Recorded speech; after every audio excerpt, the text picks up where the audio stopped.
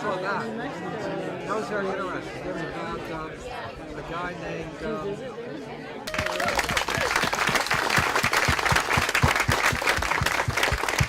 I'm excited that you're here and thrilled that you've come. We all have one thing in common, and that's psychedelics. I think about every table has a Heffter person at it. Please talk to them and find out what they're doing and what they're up to. I don't know when we were sitting in the cabins at the Zen Center on Mount Baldy in Los Angeles in 1993, whether we could have imagined that we would get to this point. I mean, I think it was a dream, but now the dream is really becoming a reality. In the beginning, we had $100,000 a year about from Bob Wallace, who was the 9th employee of Microsoft. And we sort of survived on that, but we didn't get much done. And just to tell you, our budget now is somewhere between $1.5 and $1.75 million a year. And Charlie Grove did the first groundbreaking study treating dying patients, end-of-life patients, with psilocybin. And that was published in the top journal in psychiatry, Archives of General Psychiatry, a couple years ago. That ball was picked up by Stephen Ross, who's nearly completed a similar study at New York University looking at end-of-life patients. And Roland Griffiths is doing a similar study at Johns Hopkins University. In total, when all these studies are done, we'll have somewhere 80-some patients. We will be starting a pharmacokinetic study in the first of the year at University of Wisconsin. We're setting up a center there. And that's necessary to support an application to the Food and Drug Administration for approval to run a phase 3 clinical study. We keep seeing the same thing, people with enormous amounts of distress. And cancer is a nightmare. It's a total horror story which changes your perception of your distance to death. And it's frightening. And so the majority of our patients have had this thing happen where they undergo the dosing session, they lie down, it looks as if nothing's happening. They come back after a couple hours and they tell us the most remarkable stories of places they've been to, and the majority of them have had acute resolution or reduction of existential distress, resolution of death anxiety. And every time I keep thinking that these are plants and there's no way this can be real. But it's happened 30 times now that I'm a true believer.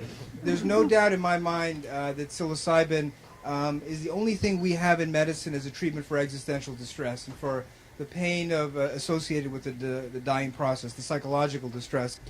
And we're still collecting some follow-up data, but all 10 participants have gone through the treatment at this point. And we've seen dramatic decreases in drinking, not in the first month when the people are receiving the psychosocial treatment only, but beginning after the psilocybin administration. And concomitant with that, increases in people's self-efficacy, their confidence that they can change their drinking, and decreases in their craving. And most interestingly, there's a very high correlation between the intensity of the subjective experience that the participants have reported based on the reliable scales that we use and the amount of change that they experience in terms of their drinking, their craving, their self-efficacy. So it's really pretty strong proof of concept that these experiences are causing the changes that we're hoping to see. We need a pretty good-sized trial. We're proposing 180 participants over a 5-year period, and this protocol was approved just today by the Heffter board.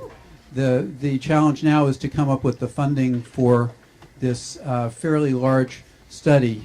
Clinical trials are not cheap, and this is the kind of study that would ordinarily be funded by a NIAAA, federal grant, but we're not there yet in terms of convincing the NIH that to fund clinical work with psychedelics. If you rate the top 5 things in your life, and if one of them was your psychedelic experience, which is right, that's me. So I feel I'm reasonably privileged to be with this group of people, and thank you all for coming. And anybody who has the ability to be helpful, please do so.